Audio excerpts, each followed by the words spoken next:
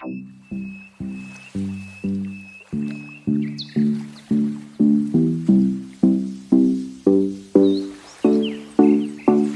untuk materi yang pertama adalah mengenai pengertian penilaian kinerja. Penilaian kinerja atau performance appraisal adalah proses yang dipakai oleh organisasi untuk mengevaluasi pelaksanaan kerja individu karyawan. Dalam penilaian kinerja, dinilai kontribusi karyawan kepada organisasi dalam periode waktu tertentu. Umpan balik kinerja atau performance feedback memungkinkan karyawan mengetahui seberapa mereka bekerja apabila dibandingkan dengan standar organisasi. Nah, dari penilaian kinerja ini juga menjadi basis bagi keputusan-keputusan yang mempengaruhi gaji, promosi, pemberhentian, pelatihan, transfer, dan kondisi kepegawaian lainnya. Untuk materi yang selanjutnya yakni mengenai tujuan penilaian kinerja. Penilaian kinerja ini memiliki tujuan yang dibedakan menjadi dua hal, yaitu yang pertama adalah tujuan pokok dan yang kedua tujuan khusus. Nah, tujuan utama atau tujuan pokok dari sistem penilaian kinerja adalah untuk menghasilkan informasi yang akurat dan sahih tentang perilaku dari kinerja anggota organisasi. Semakin akurat dan sahih informasi yang dihasilkan oleh sistem penilaian kinerja, maka semakin besar potensi nilainya bagi organisasi. Sementara tujuan khusus dari penilaian kinerja dapat digabungkan ke dalam dua bagian besar. Yang pertama ada evaluasi dan yang kedua development atau pengembangan. Nah, tujuan evaluasi adalah metode penilaian kinerja secara evaluasi, yaitu membandingkan semua karyawan satu dengan yang lain atau terhadap beberapa standar berdasarkan catatan kinerja setiap karyawannya. Nah, tujuan khusus dari penilaian kinerja yang kedua adalah tujuan development atau pengembangan. Tujuan pengembangan dari penilaian kinerja adalah dilakukan seorang manajer untuk meningkatkan kinerja seseorang individu di masa mendatang, di mana manajer memberikan saran kepada karyawan mengenai pengembangan karirnya dan membantu bawahannya untuk menentukan tujuan karirnya. Penilaian kinerja yang bertujuan pengembangan juga mencangkup pemberian pedoman untuk karyawannya dalam kinerjanya di masa depan. Umpan balik dari tujuan tersebut dapat mengenali kekuatan dan kelemahan kinerja masa lalu karyawan, serta dapat menentukan arah apa yang harus diambil untuk memperbaikinya. Sedangkan menurut Ali, secara teoritis, tujuan penilaian dikategorikan sebagai suatu yang bersifat evaluation dan yang bersifat development. Yang bersifat evaluation harus menyelesaikan yang pertama hasil penilaian digunakan sebagai dasar kompensasi.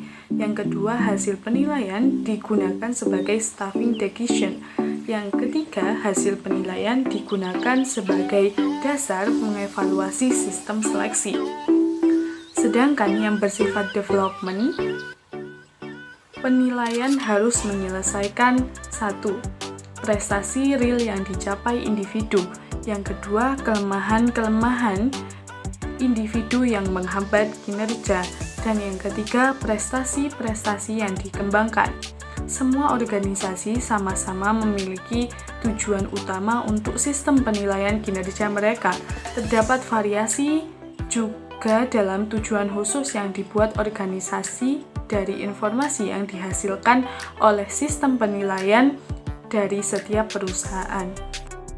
Selanjutnya mengenai syarat efektivitas penilaian kinerja. Dalam melakukan penilaian atau evaluasi kerja yang efektif, ada beberapa syarat dalam efektivitas penilaian kinerja tersebut, yaitu yang pertama adalah relevance, yang kedua sensitivity, yang ketiga reliability, yang keempat acceptability, dan yang kelima adalah practicality. Yang pertama, relevance atau relevansi.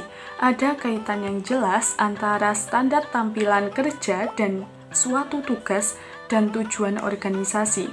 dan ada kaitan yang jelas antara elemen tugas dan dimensi-dimensi yang dinilai dalam lembaran penilaian yang ditetapkan.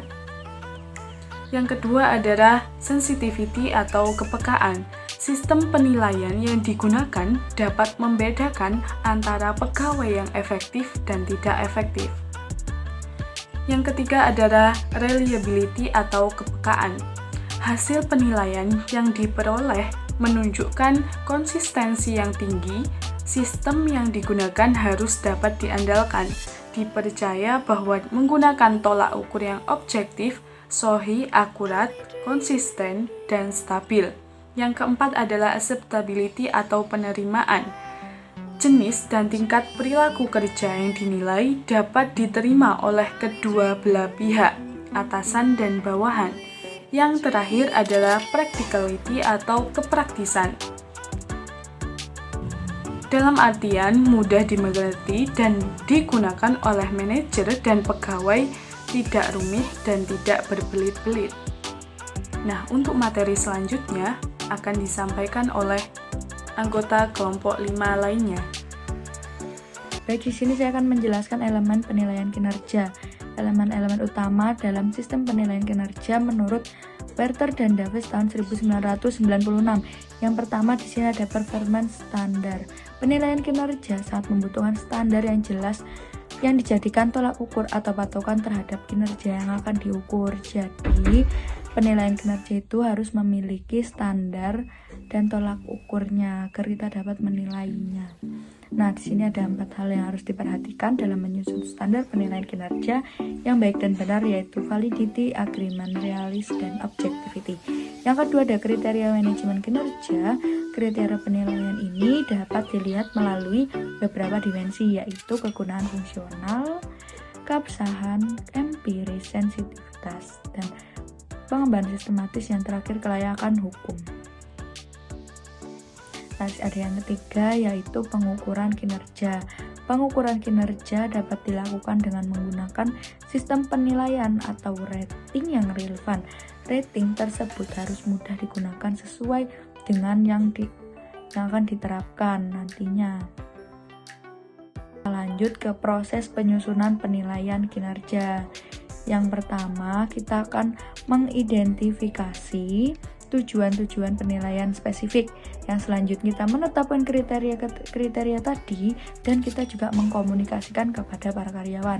Selanjutnya kita memeriksa pekerjaan yang dijalankan, lalu kita menilai kinerja dan mendiskusikannya lagi penilaian itu bersama karyawan. Lalu selanjutnya masih akan kembali lagi kepada penetapan kriteria dan komunikasi lagi pada karyawan, dan begitu juga seterusnya. Nah, yang selanjutnya di sini ada metode penilaian kinerja. Sini ada 1, 2, 3, 4, 5, 6, 7, 8. Dari 8 ini, para manajer bisa memilih dari sejumlah metode-metode penilaian dalam melakukan kinerja. Jadi, para manajer itu tinggal pilih mau menggunakan yang mana. Nah, di sini ada pertama ada metode penilaian umpan balik 360 derajat, yang artinya itu metode penilaian kinerja ini sebuah metode yang populer dan melibatkan masukan-masukan evaluasi dari banyak level dalam perusahaan. Selanjutnya ada metode skala penilaian. Nah, metode ini ada metode penilaian kinerja yang menilai para karyawan berdasarkan faktor-faktor yang telah ditetapkan. Selanjutnya ada insiden kritis, mana itu adalah metode kinerja yang membutuhkan pemeliharaan dokumen-dokumen tertulis mengenai tindakan karyawan. Jadi tindakan karyawan itu akan dibuktikan dengan pemeliharaan dokumen yang tertulis gitu. Nah, nanti itu akan berdampak positif maupun akan berdampak negatif. Selanjutnya di sini ada metode esai, yang mana penilaian ini akan menilai dari penulisan narasi singkat menggambarkan kinerja karyawan. Jadi metode ini nanti akan berfokus pada perilaku ekstrim dalam pekerjaan karyawan dan bukan kinerja rutin harian. Yang selanjutnya ada metode standar kerja. Oke, langsung saja kita lanjut. Ada metode peringkat. Jadi diperingkatkan, lalu ada distribusi dipaksakan, Lalu ada yang terakhir, metode skala penilaian berjangkar keperilakuan. Oke, itu tadi metode penilaian kinerja yang dapat dipilih oleh para manajer. Yang selanjutnya di sini ada metode kinerja menurut Mathis dan Jackson. Nah, dari metode ini ada metode perilaku kategori, yaitu terdiri dari skala perilaku grafis dan checklist. Selanjutnya metode komparatif, yaitu penentu peringkat dan distribusi paksa. Selanjutnya metode perilaku atau tujuan yang isinya pendekatan perilaku, penilaian perilaku dan manajemen. Yang terakhir adalah metode naratif yang isinya nanti metode kejadian penting dan juga berupa esai. Nah, semua itu akan kembali lagi, ini adalah metode penilaian kinerja. Oke, sekian penjelasan dari saya. Terima kasih. Jadi untuk bab selanjutnya yaitu masalah dalam penilaian kinerja. Yang pertama yaitu ketidaknyamanan penilai. Melaksanakan penilaian kinerja seringkali menjadi tugas manajemen sumber daya manusia yang membuat frustasi. Yang kedua yaitu ketiadaan objektivitas. Kelemahan potensial dari metode-metode penilaian kinerja tradisional adalah tidak adanya objektivitas dalam metode skala penilaian. Misalnya faktor-faktor yang umum seperti sikap, penilaian, dan kepribadian sulit untuk diukur. Yang ketiga yaitu halo atau horn error. Halo error muncul ketika manajer menggeneralisasikan satu unsur atau insiden kinerja positif kepada seluruh aspek kinerja karyawan, menghasilkan nilai yang lebih tinggi. Yang keempat yaitu sikap lunak atau sikap keras. Memberikan nilai tinggi tanpa alasan yang bisa diterima disebut sikap lunak. Perilaku ini seringkali dimotivasi oleh keinginan untuk menghindari kontroversi mengenai penilaian. Dan untuk sikap kasar adalah yang sebaliknya.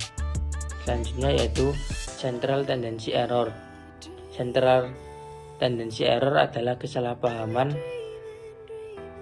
penilaian evaluasi yang muncul ketika para karyawan secara tidak benar dinilai mendekati rata-rata atau pertengahan skala. Selanjutnya yaitu bias perilaku terakhir. Setiap orang yang pernah mengamati perilaku anak-anak kecil beberapa minggu menjelang Natal bisa langsung mengenai adanya masalah bias perilaku terakhir. Tiba-tiba anak-anak paling nakal dalam pemukiman mengembangkan kepribadian salah dalam antisipasinya terhadap hadiah yang akan diberikan oleh Santa Claus. Selanjutnya yaitu bias pribadi atau stereotyping. Kekurangan ini muncul ketika para manajer membiarkan perbedaan-perbedaan individual seperti gender, ras, dan usia mempengaruhi penilaian yang mereka berikan. Selanjutnya yaitu manipulasi evaluasi. Dalam beberapa kasus, para manajer mengendalikan hampir semua aspek proses penilaian dan dengan demikian berada dalam posisi yang bisa memanipulasi sistem. Selanjutnya yaitu kecemasan karyawan. Proses penilaian juga bisa menciptakan kecemasan bagi karyawan yang dinilai. Peluang-peluang promosi, penugasan-penugasan kerja yang baik, dan peningkatan kompetensi bisa bergantung pada hasil penilaian. Hal tersebut menimbulkan bukan hanya kegelisahan namun penolakan total bagi karyawan. Baik, untuk materi selanjutnya yaitu berbagai bias dalam penilaian kinerja. Tidak jarang para karyawan merasa kecewa karena dinilai tidak memiliki kinerja yang standar. Mereka menganggap telah terjadi manipulasi data oleh penilai. Bisa saja terjadi kalau penilaian kinerja terhadap karyawan dilakukan dengan ukuran subjektif. Dengan kata lain, terjadi peluang munculnya bias. Bentuk bias penilai meliputi hal-hal berikut. Yang pertama yaitu halo effect. Bias ini terjadi ketika opini personal penilai terhadap karyawan mempengaruhi ukuran kinerja. Yang kedua yaitu kesalahan kecenderungan penilaian berlebihan.